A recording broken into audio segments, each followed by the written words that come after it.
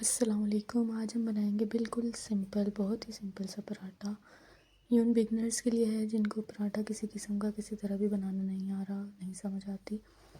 Simple एक पेड़ा लेना है, उसको बेलना है। दरमियाने साइज़ का पेड़ा लेके इसको बेलना है रोटी की तरह।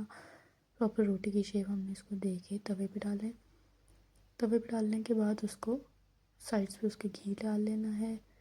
घी दोनों साइड्स पे मर्ज करना है और उसको दोनों साइड से सेक लें। और ये सिंपल, बहुत ही सिंपल पराठा रेडी है।